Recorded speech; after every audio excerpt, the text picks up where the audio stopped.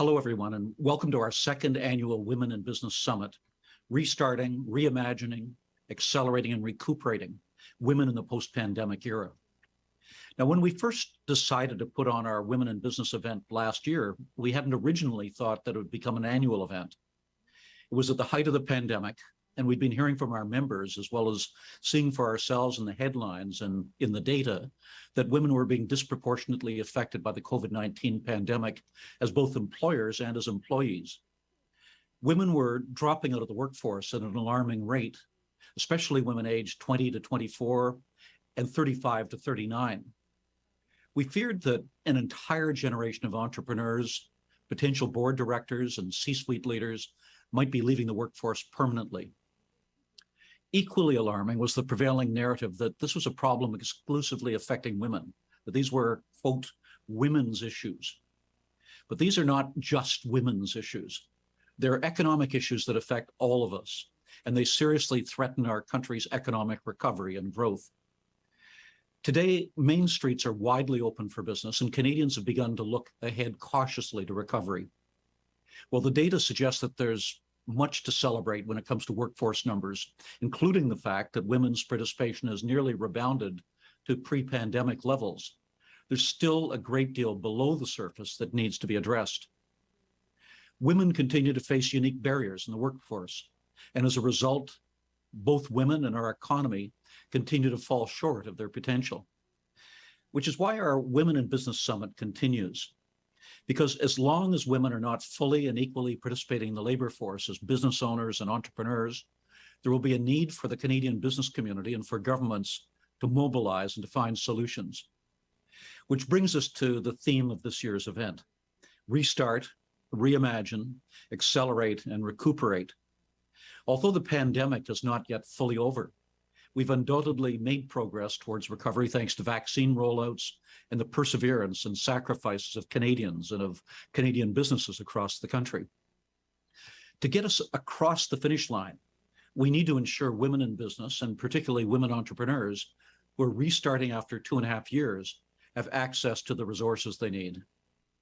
We need to reimagine what it means to have a truly inclusive recovery.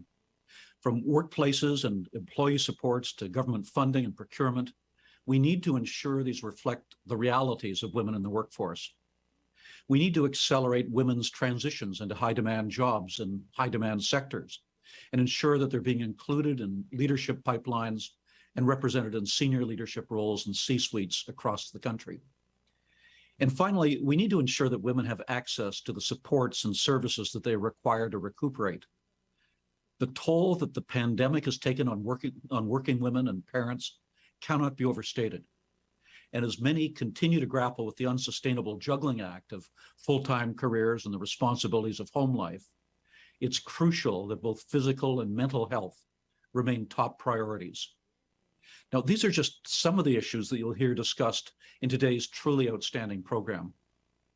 It's our hope that, like last year, we all walk away from today's event with tangible strategies and real-world tools to adjust the barriers facing women in the workforce. To continue to file these fundamental economic issues under the label of women's issues, and to put the burden of solving them on women alone, is to put the economic welfare of our country at risk and to do a great disservice to our fellow Canadians. We all have a part to play, and we know that government and Canadian businesses can work together to unlock the potential of all Canadians to create an inclusive, successful economic recovery and thriving communities from coast to coast. So thank you, everyone, for joining us. I have no doubt we're all in store for a productive, inspiring day. First of all, I wanted to say welcome to everyone at the conference, at the summit today, and thank you for making time to attend such an important event. It is a great day, a great agenda that's been pulled together, and really looking forward to learning and hearing and sharing throughout the day. As Catherine mentioned, I'm co-chair of the Women's Advocacy Council at the Canadian Chamber of Commerce, and I'm proud to be a co-chair along with Kevin McCready from AGF. We have been proud to serve for the last couple of years and really looking at women's issues and how do we make sure that more women are getting into senior leadership roles and in the boardroom and making sure that we are leading in Canadian business. And while the pandemic has certainly thrown a little bit of a monkey wrench into all of that work, it is on our radar and an important consideration for what we need to do to be successful in the future in Canada. I also work with a great team as part of the Women's Advocacy Council. They are a passionate group of individuals and really focused on two things: advocacy, but also action. An action that we can take as the Canadian business community, as Canadian leaders, as Canadian entrepreneurs, to make sure that we are lifting up and women are achieving all that we have the potential to achieve. This is about us being big leaders. Women, as Perrin talked about, are 50% of the workforce. And for Canada to grow, to deliver economic recovery, to grow in the future, we need to be a big part of that recovery and that workforce. And we need to be resilient. So today's agenda, focusing on restarting, reimagining, accelerating, and recuperating, I couldn't think of a better agenda of the areas and actions that we need to take in order to deliver and propel us forward.